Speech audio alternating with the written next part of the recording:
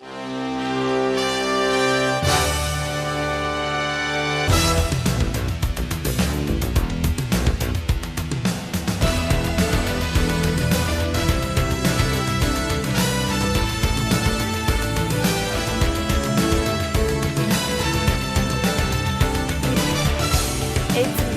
May 22nd, and this is your coffee break on the HAN Network.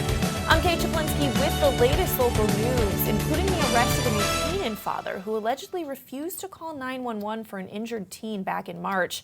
Video from the scene of a car that crashed into a playground on Friday, and a battle between two ice cream businesses in Monroe. Frank Granito will have a look at your forecast and lots of FCAC highlights in today's Nutmeg Sports Update, and Donald Ang will join us to take a look back on this day in history. But first, two people were transported to Norwalk Hospital following a crash involving two vehicles in Weston on Saturday, May 20th. According to the Weston Volunteer Fire Department, that accident occurred at the intersection of Lyons Plain Road and Fanton Hill Road, resulting in the rollover of one of those vehicles. Weston Police, Fire, and EMS responded to the call, closing traffic between Fanton Hill Road and Lyons Plain Firehouse for about 1 hour. You can get updates on that story at thewestonforum.com. And one driver was hospitalized after a truck veered out of control on Grassmere Avenue in Fairfield shortly before 7 p.m. on Friday, finally coming to arrest feet from playground equipment at a preschool. Editorial Director John Kovach was on the scene. Take a look. Initial investigation reveals that the operator was driving a black Nissan Frontier on Grassmere Avenue and struck a sign behind us. After striking the sign, he went around some traffic, veered around and struck a parked car in the driveway next to Pumpkin Preschool, and then into the telephone pole guide wire, which split the top of the telephone pole. Witnesses are telling us that he was going fast.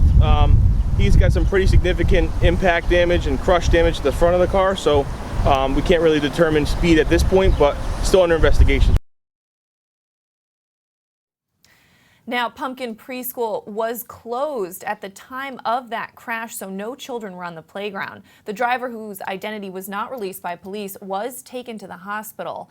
Updates can be found at fairfield-sun.com. And in other news, New Canaan police last week arrested a New Canaan father and son in connection to a March incident where a teen was injured at an underage drinking party. 59-year-old Douglas Knight was arrested on May 18th for interfering with a 911 call, as police allege that the man instructed people at his home who were helping a youth who had sustained a head injury not to call 911. New Canaan police say that Knight arrived at the residence where an underage drinking party had been taking place on March 25th and where one of the youth attendees was injured and was being cared for by other attendees. Now, the injury victim was transported to the hospital where sources say he remained for 5 nights before being released on March 30th. Police also say that Knight's son Andrew, who's 18 years old, purchased alcoholic beverages at World of Beverages in Norwalk. In Connecticut, of course, persons must be 21 years of age to purchase alcohol. They arrested the son also on May 18th, charging him with delivery of alcoholic liquor to a minor and permitting a minor to possess alcohol. That party started out as a New Canaan high school baseball team party, and Andrew Knight drove himself and 6 other members of the team to World of Beverage liquor store in Norwalk. According to police, the passengers contributed to the purchase of 4 30-packs of beer, 2 bottles of hard liquor, and a bottle of Fireball whiskey. After a lengthy investigation into all rumors, interviewing dozens of persons who were present at that residence that night of the party, as well as adults who arrived on the scene, the investigation produced no evidence that any assault may have caused the head injury to that juvenile. Now, our own New Canaan advertiser continues to cover this story, and there is a lot more at ncadvertiser.com. And in other news, Milford police have arrested a suspect in a hit and run that disabled a woman heading home from work. The Connecticut Post reports that Amanda Keene, then 34-year-old waitress at Bridge House, has been battling her injuries since she was hit by a car back on Sunday, August 28th, just before 11 at night. She has not fully recovered and is unable to work, her mother told reporters at a press conference last week. Now, around 8 months after that incident, a citizen tip and a forensic investigation led police to the driver suspected of that hit and run. Police said that tip and forensic investigation led police to 30-year-old Antonia Monique Pierce, who was arrested at 2 p.m. on Friday. Her car, according to police, had damage that matched the accident and had been amateurishly covered up. The former Milford resident was arrested at her new Bridgeport residence and charged with assault, reckless driving, and evading responsibility. And a Ridgefield resident was arrested on disorderly conduct charges on Monday, May 15th, after he got into a scuffle with a Fairfield police officer. Police received calls of someone blasting unreasonably loud music outside in the area of Fairfield Beach Road. An investigation led them to a home on Hill Ridgefield Avenue, owned by 53-year-old Anthony Galaro of Ridgefield. According to the report, Galaro's music was creating a public disturbance, and he was advised to turn it down. Galaro refused to turn down the music and in turn raised the volume and pushed the responding officer to get off his property, according to police. The situation turned physical when Galaro pushed the officer and got in his face. He was additionally charged with interfering with an officer's duties by getting into an officer's face, putting his hands on the officer, and actively resisting arrest. The report also said that a second struggle happened after police tried to put Galaro in handcuffs and that a glass table was broken as the police had to wrestle down that uncooperative suspect. More on that story at theridgefieldpress.com. And Connecticut's Encon police are seeking assistance in locating a boat that may have been responsible for striking a kayaker in Shelton 2 weeks ago. On Thursday, May 11th, between 8 and 10 p.m., a man was kayaking on the lower Housatonic River in the area of Worcester Island off of South Bank Park in Shelton when he was possibly struck by another vessel. Now, the male victim was thrown into the water, sustaining injuries to his lower body, and was forced to swim to shore. The evading vessel is described by the victim as a dark-colored aluminum boat, possibly black and gray or camo, with an outboard motor. Now, if anyone has any information on that vessel involved, they can contact 860-424-3333. Let's switch gears now. Throw it over to Frank Granito to take a look at the forecast. Frank, this weather, we weren't going to be in here today in the studio. Unfortunately, Kate, we're looking at mostly cloudy skies today. Cooler with a high of 58 degrees and some early morning showers. Now we're going to turn into periods of rain throughout the day. On and off rainfall continues into this evening and could be heavier at times later in the day. Showers should pass by 2 a.m. and we'll see overcast conditions and a low of 55 heading into Tuesday morning.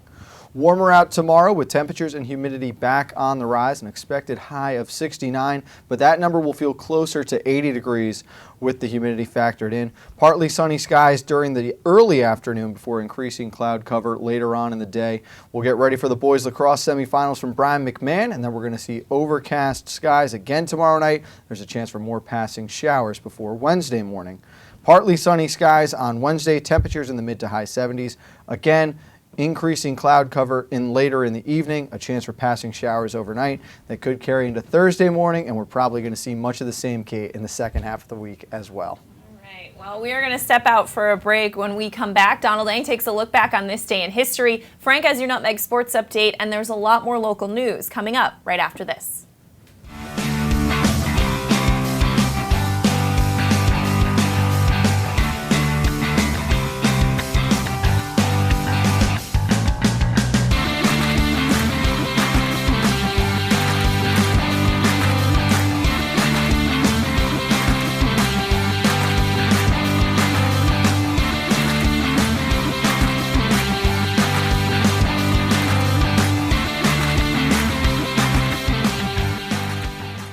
At In Sports Trumbull, the game is always on inside. Sign-ups are now open for one of our most popular programs, the New England 80 Elite Lacrosse Division I and Division III showcases. With D1 and D3 coaches in attendance, players will receive a 60-minute webinar with Director of Recruiting Hans Hansen, a custom NE80 penny, custom shorts, and a video of all games. Last year's event sold out quickly, so sign up now for the next showcase coming in January 2018. Like and follow us on Facebook. When it comes to considering the outside of your home, just imagine the possibilities. Whether your dream is a stunning freeform pool or a tranquil, secluded garden, the team of professionals at Stonebridge Associates will make it a reality. We offer unparalleled landscape design and construction, masonry development, pools, spas, and water features, as well as landscape and garden maintenance. No other firm can offer the same level of creativity, quality, and personal attention. Discover the possibilities at stonebridgeassociates.net or call 203-544-8376 today.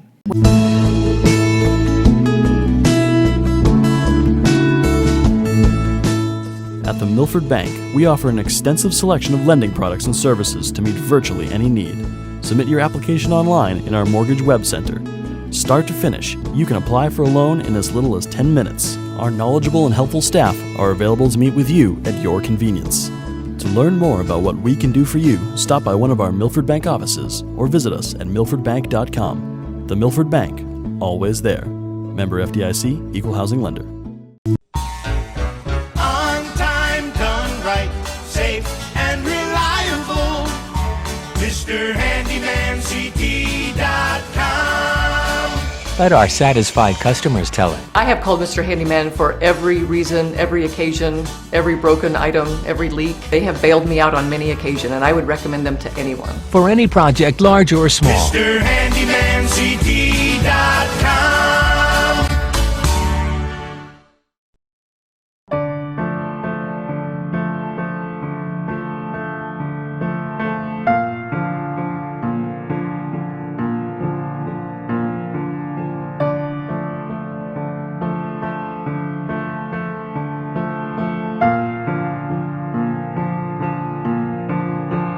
Pizza to satisfy even the most demanding critics.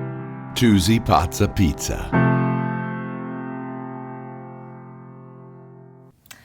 Welcome back to this May 22nd edition of your Coffee Break on the HAN Network. I'm Kate Czaplinski, and it's time to throw it over to Donald Eng to take a look back on this date in history. Don. Well, Kate, a small town became famous for the worst possible reason. First, though, we go to 1804 when the Lewis and Clark expedition officially begins. The Corps of Discovery sets out from St. Charles, Missouri. Now, Thomas Jefferson had commissioned the expedition shortly after the Louisiana Purchase to explore and map the new territory, to find a practical route across the western half of the continent, and to establish an American presence before Britain and the other European powers could claim it.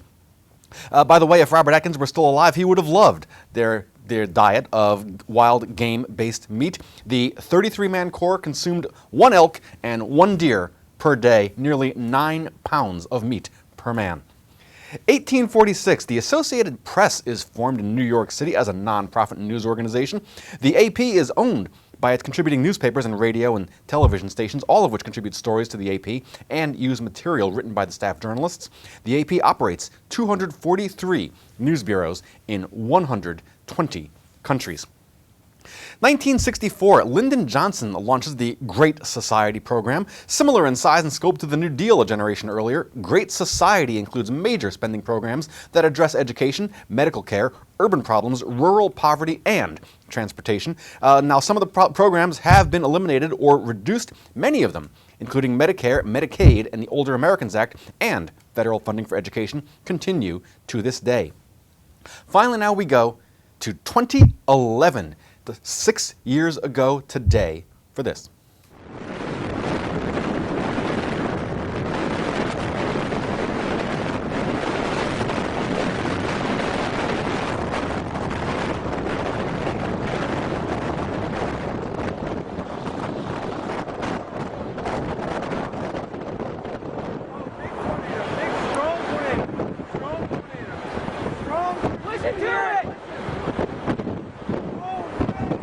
That is an EF5 tornado striking Joplin, Missouri, killing 162 people and wreaking $2.8 billion in damage. The costliest and 7th deadliest single tornado in U.S. history. Wind speeds estimated at 200 miles per hour, enough to rip parking bricks off their moorings. That is your look back in history for today, May 22nd, and I'm Donald Eng. All right, thanks so much, Don. Well, in other local news, an 18-year-old Darien resident fell victim to an email scam involving a fraudulent check earlier this month. The teenager was contacted by email at the start of May by an individual named Barbara B., who claimed to be a care specialist with a job website called care.com. She offered that teen a dog-sitting job for a person moving from Canada to Darien. The teen was given the contact info of Nicole Doherty, who offered to pay the teen $35 an hour to care for 2 dogs for 6 hours a week. Now, Doherty told the teen she would send an advance check and key to the Darien apartment where the dogs were. The teen provided her personal information and address to complete that transaction, and she received a check addressed to Keith Allen Clayton of San Diego, California, in the amount of just under $3,000 on May 8th and deposited it into her account. Now, the following day, Doherty contacted the teen asking her to withdraw the funds once that check cleared. When she contacted her bank, she was informed that that check was fraudulent. She did not suffer any financial loss, but the investigation into that incident is ongoing.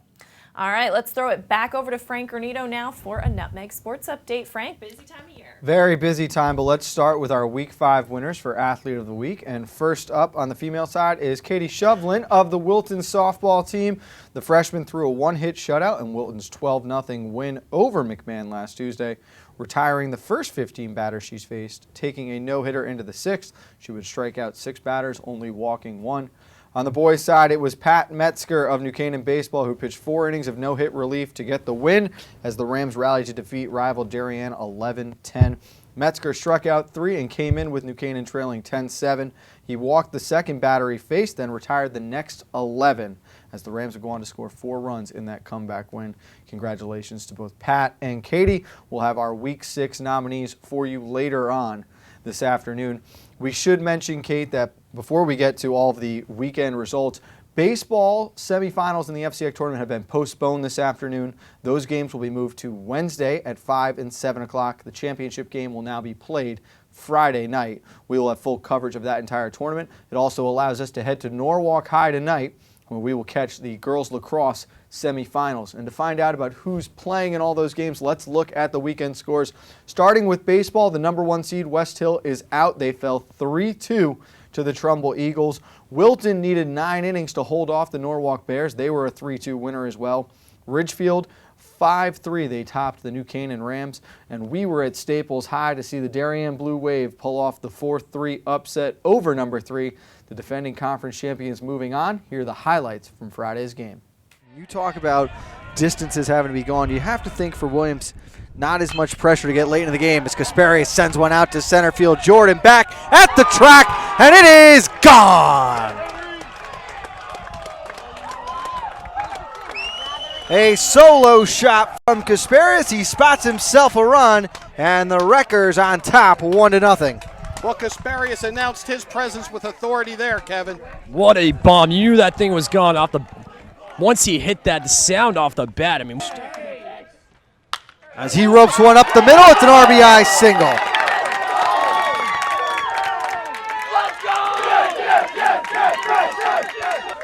Cord Fox awaits on deck on a slow roller over to Sherp. Hopkins fires off the mark. It's an error and a run scores. Now 2 on. As he ropes one towards the left side, it's through the gap. Rogers is heading for home. He will score. And we are back tied at 2. One big hit that could really end this game, so big moment here. And that might be this big hit out towards left field. It is gone! A home run for Casey Brown. It's a 2-run shot, and it's a 2-run Darien lead in the top of the 5th. What a bomb. He finally gets around on one. You talked about his last at-bat. Drives the ball out to left field. Just missed that foul pole on the left field line. And it's grounded back up the middle. Williams charging. He'll come over to first. And the defending conference champions are going back to Bridgeport. The 6th seed knocks off number 3. It is a 4-3 Blue Wave win. Darien will take on Wilton Wednesday afternoon, and it will be Ridgefield and Trumbull on the other side of the bracket. In boys lacrosse, the number 1 seed Darien rolled to a 14-0 win over Ludlow. Greenwich a 17-5 victory over Trumbull. Ridgefield rallied to come back and beat Staples 12-10. We were at Dunning Field on Saturday afternoon. Wilton, for the first time in 10 tries, able to knock off the Rams. They are going to Brian McMahon in the semifinals on Tuesday, as the Rams will have to look forward to the state tournament. A 9-7 win for the Warriors. Here are the highlights from that game. Goaltender for the Warriors. Heading to the front of the net. Open look in front. The Warriors strike first. It's Joe Murtha for the Tribe. Up top, and it's Holzer with it. Heard it there by Scarfy. Holzer gets free. Shot down low. Save Calabrese. O'Connell the rebound. Is it going to count? Yes. Ryan O'Connell ties us at 1. Man advantage has expired. As the shot for Murtha comes and score. Good patience by Wilton. They didn't rush it to score in the man up. Ryan O'Connell with 2 goals. Graham Braden, the third for the Rams, as we are knotted here. Quentin O'Connell shot down low, and he beat Calabrese off stick. Great shot by O'Connell, cuts across and then bounce. Looking to dodge, skip past there. Murtha with time and space, and he goes upstairs.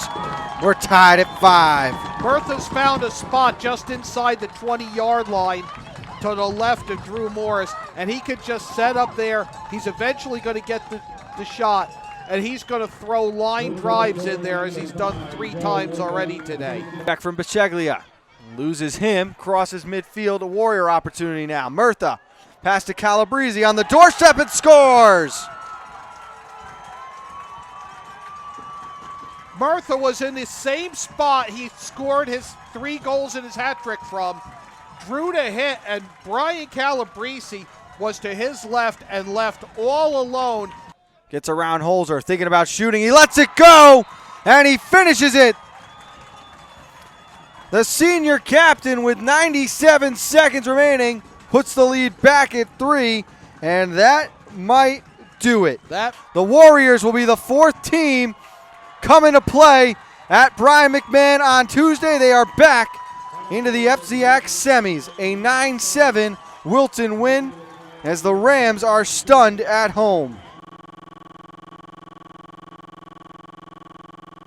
So Wilton now draws the number 1 seed Darien, who will put their 45-game win streak on the line in search of their 4th consecutive championship. Darien will face, the winner of Darien and Wilton will face the winner of Ridgefield and Greenwich on the other side of the bracket.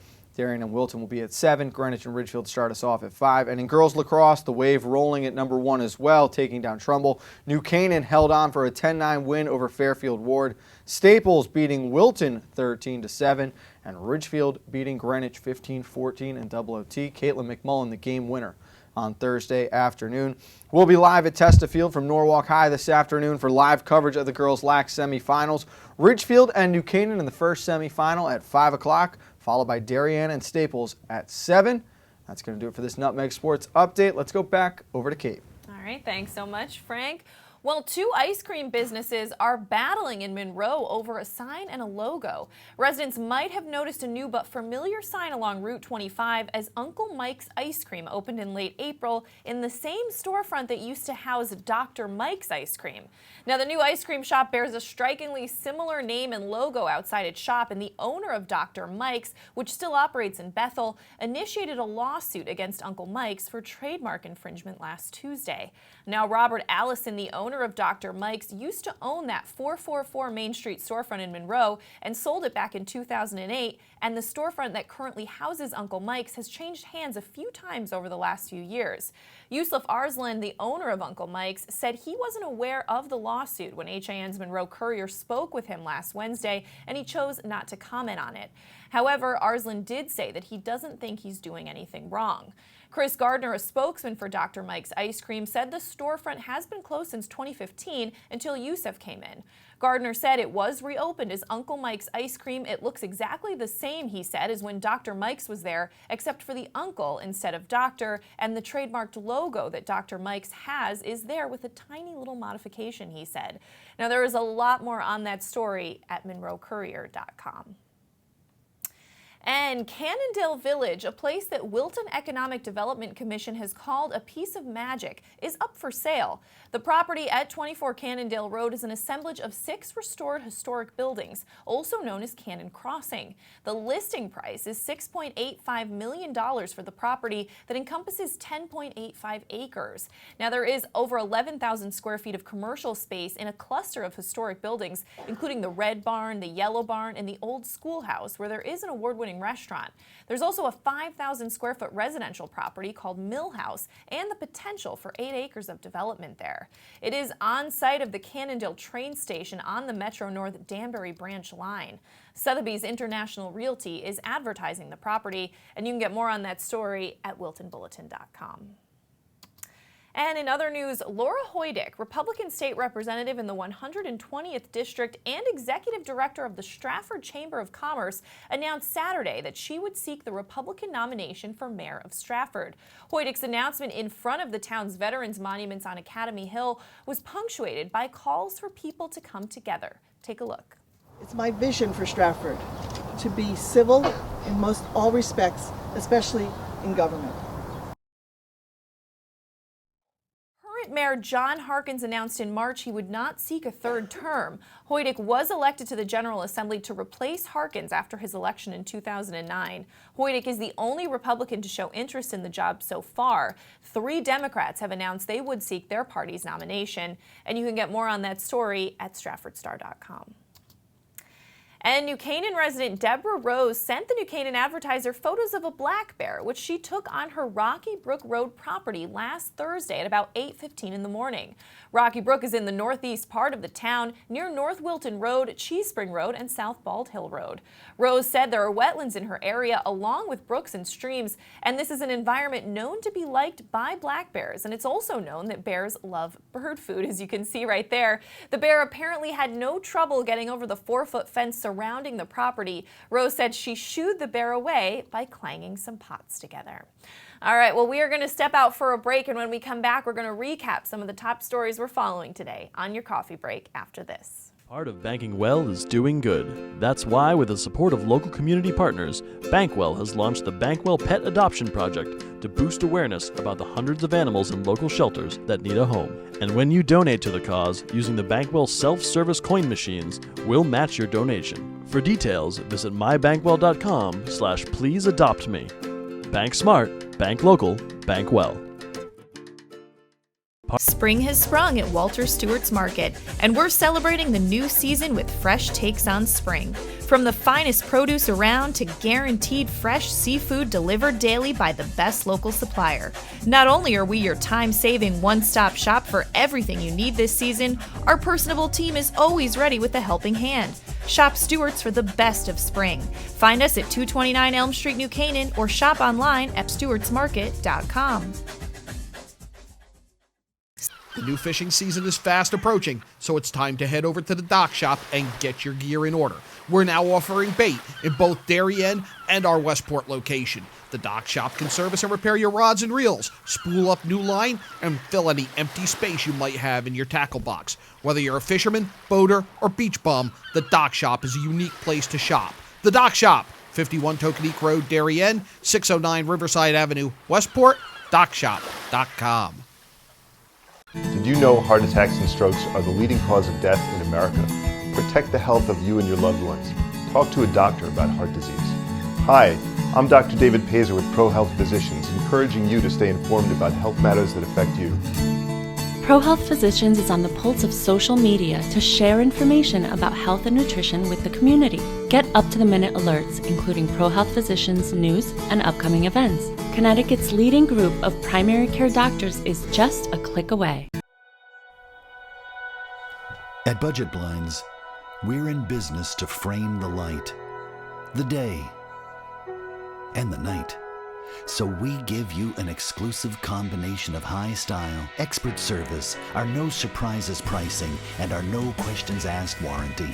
We believe that everyone, at every budget, deserves style and service. Isn't that a beautiful place to be?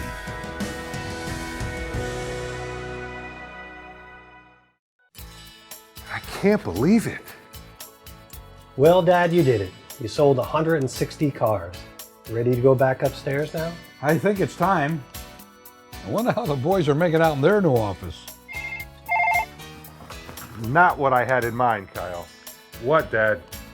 Maybe we should retire. Right now, lease a 2017 Rogue S for only $139 a month. Isn't it time you got Millerized? If you're watching this broadcast, you're not alone. The HAN network is available for 200,000 Connecticut cable customers on the Frontier network, and we've also reached more than 2 million viewers on our free live streaming sports, news, and entertainment broadcasts. To reach our rapidly growing audience, contact Advertising Director Jessica Murrin at 203-273-7312 or email jessica@han.network. Welcome back to this Monday edition of your Coffee Break on the HAN Network. I'm Kate Czaplinski, recapping some of the top stories we're following today. 2 people were transported to Norwalk Hospital following a crash involving 2 vehicles in Weston on Saturday.